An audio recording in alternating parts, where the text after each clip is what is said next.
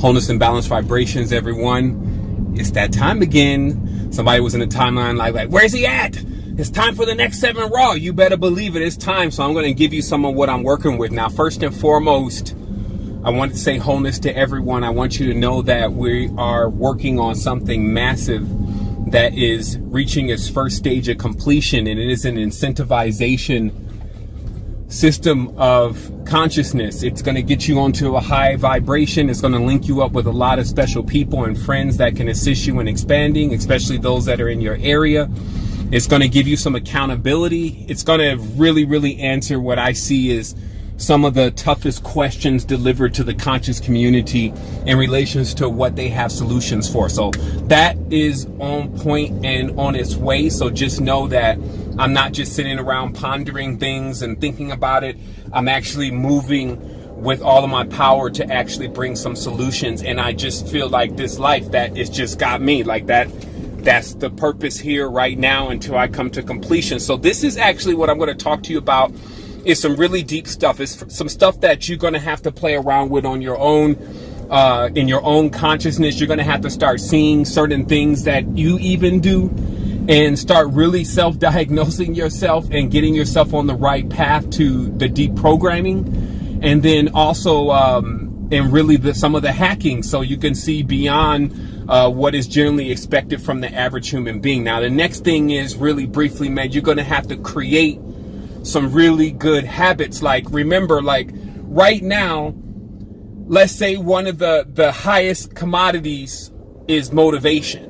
And this is why motivational speakers, like they're doing really well right now, because if you got some motivation, you have some people that really will just pay for motivation. It's wild. And it's because people are low on motivation because they're not doing in life what connects to their uniqueness. So they're not generating. It's like their fruit, their own personal fruit, they're not eating from. They're not even being able to give to others so they can eat from. They're having to go into harvesting someone else's fruit. So that's what you do when you go and work in a business. You have a tendency to be harvesting someone else's fruit. If none of those visions in that business, the core visions and the growth, etc., have anything to do with what you feel like are your personal values and ideals. So let's just get this straight. There is an entire sub-world, subculture that has been created, and most of the inhabitants of this reality are living in it. And it starts from the phenomena of really the alien, because, so remember, the whole idea of an alien actually connects into uniqueness and rarity, something that you don't see a lot or you don't see often. And this is why anytime somebody comes out acting strange or not following the culture and becoming quote unquote an alien, people start to gravitate around them. Now, check this out. Even in the world today, if someone takes a picture of an alien craft, or man, if they could get one even with an alien, all of a sudden they get some kind of traction. They get some type of popularity, right? So even if the person even says, well, yeah, I talked to an alien, the alien came inside of my body, I slept with an alien, they even get some kind of popularity for just that. So then when you think of just the concept of the alien being something, let's say, unique or something that there's not a lot of, then it pushes you into understanding why there's these as below stars, why there's stars in Hollywood, or roles or characters that are created. So people, if they even take a picture with that character, because yeah, you know, Will Smith, he's cool and he does different things, but let's say, for instance, is he completely embodied within the Fresh Prince of Bel-Air, or is that a script that was written that he acted in that he became famous for? Who is Will Smith really? You see what I mean? So when a person loves Fresh Prince of Bel-Air, they want to take a picture with Fresh Prince.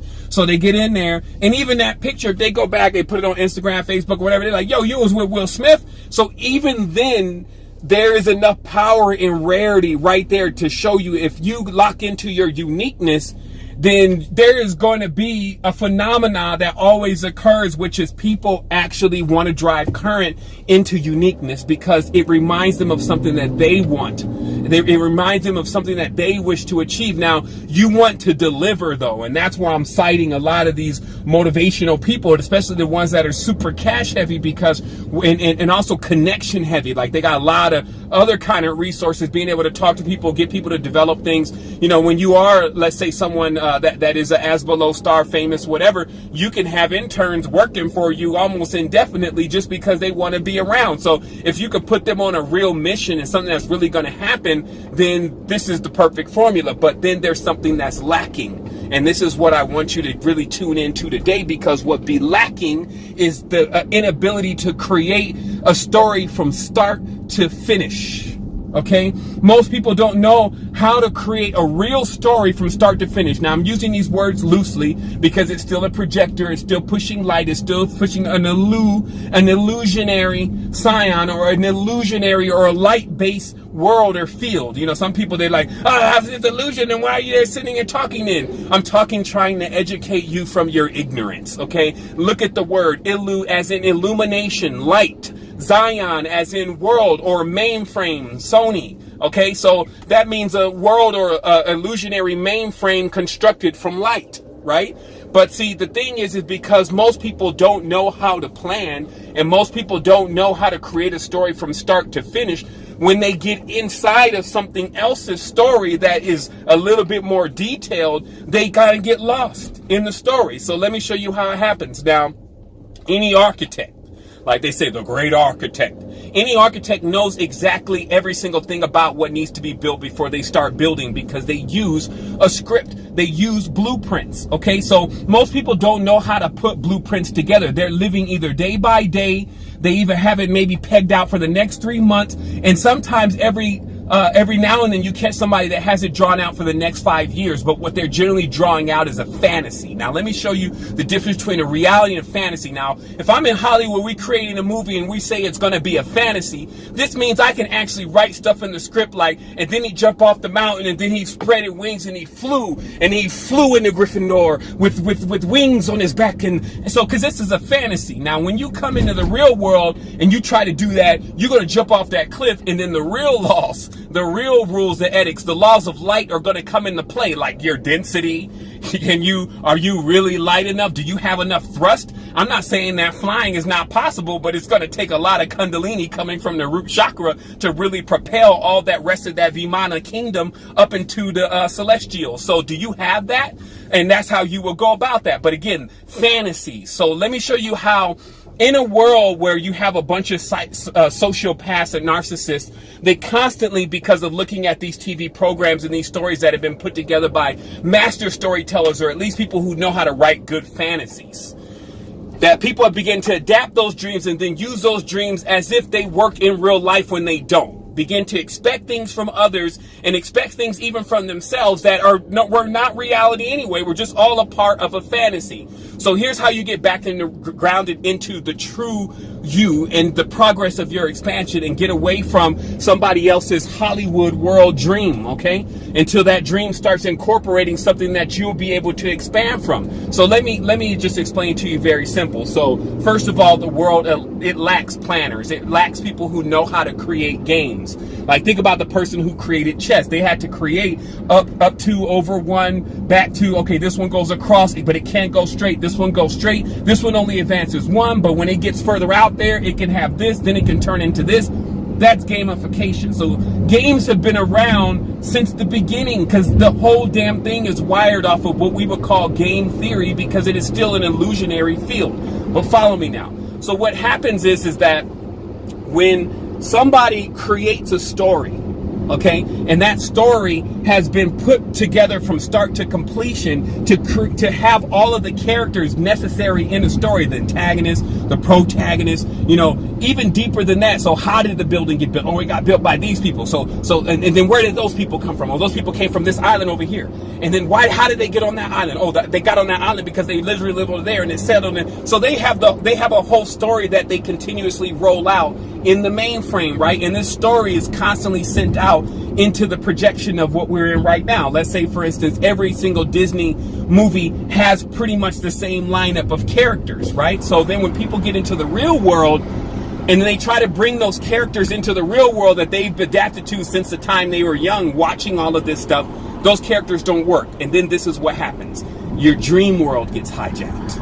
Okay? Your dream world gets hijacked because you start dreaming about things that actually don't have any real applications in the physical reality. And I even started testing myself about this because I don't really need sleep. Like, I have to force myself to go to sleep, especially when I start working out, because then I get even more oxygen in my blood. So what happens is most of the time I'm pretty much awake in this play sleep. And in the play sleep, the mind is pretty active because it has the opportunity for it not to be bogged down by the physical energy that needs to be pushed forward to maintain the physical body.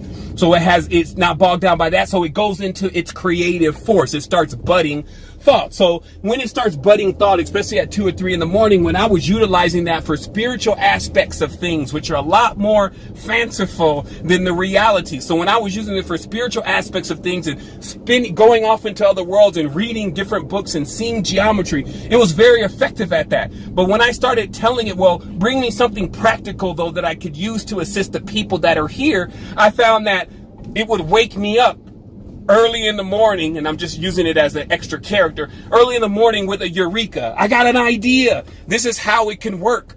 And then I would be like, okay, what's the idea? Oh, if you do this, you do this is going to work. So I'd be like, still half asleep, but I would get up and grab my pen and start writing down the details of what needs to be done, to only find out that when I would look at it once I woke up, I'd be like, that's not a really good idea though. Like, maybe in the future, or where's the money going to come from, or why would people even like that, or why would they want to do that? And this is when you start spotting that it's highly possible that your consciousness has been so embedded or imbued within a fantasy that it has no way now of understanding how to make things apply to this world, how to create things in your own consciousness while you're asleep that you can wake up and use in this world, unless you train it. And this brings me to the point, because this is a big thing that I need to expound on, and I'm not going to do it right here. I'm giving you a little bit of it, but enough for you to get a little bit further along with understanding what you need to do for yourself, or a lot further along depending on how you apply all this. Because one, come to realize this, you have to create good habits.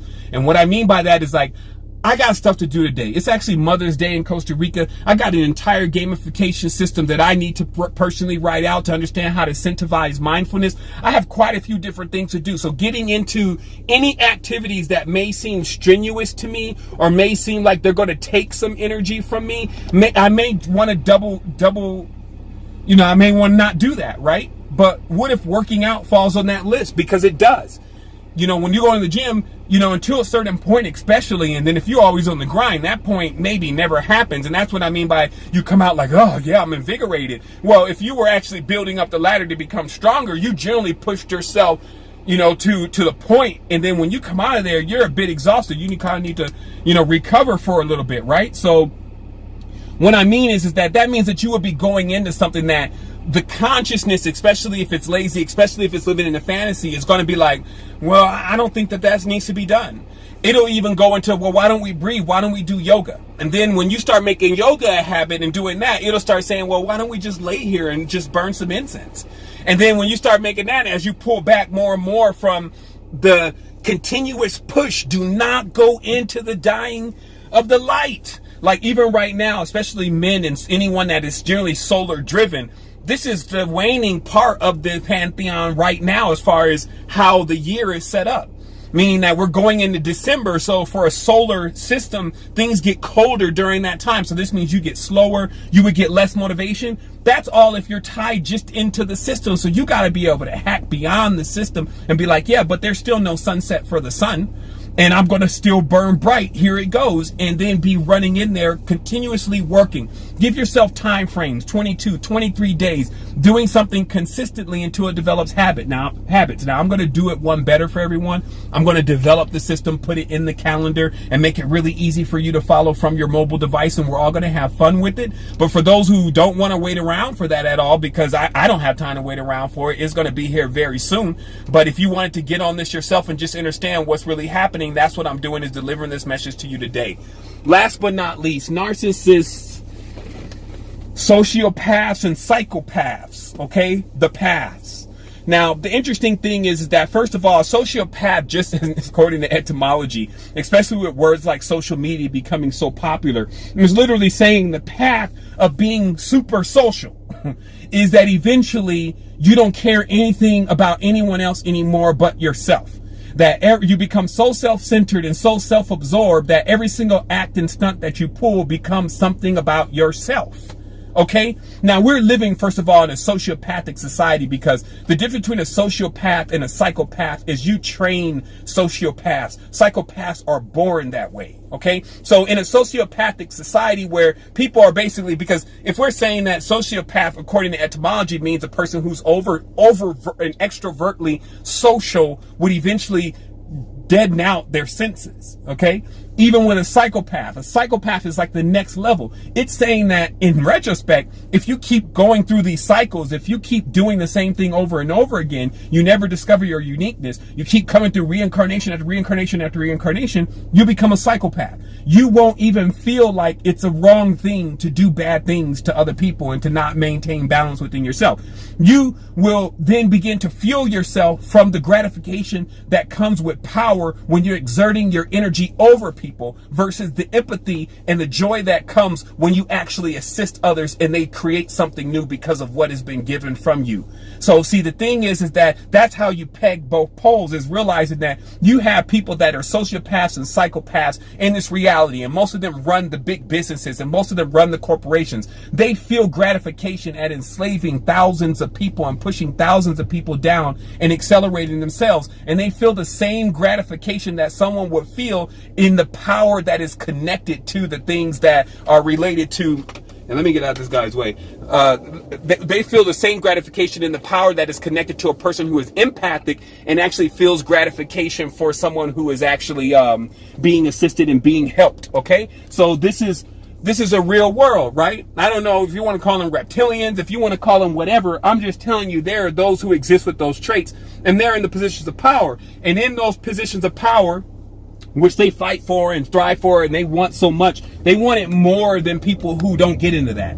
The masses, in most cases, are empathic and then being taught to be sociopaths. So as you go on from there, you ask the question again, like I ask you, who can create a story from start to completion? Because that's what's always needed. And realizing your life, have you created your own story from start to completion?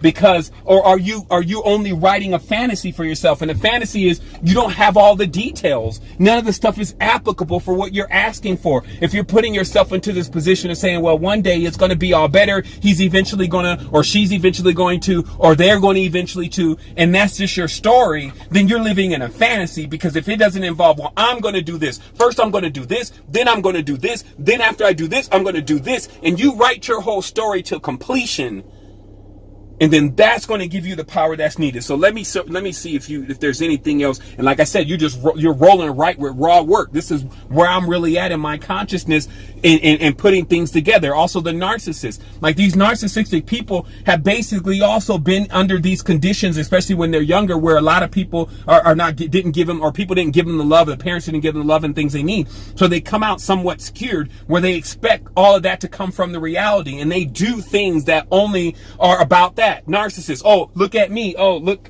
selfie, oh, look at me, oh, do you like me, oh, here, are you paying attention to me? All of that's narcissism and the borderline sociopathic.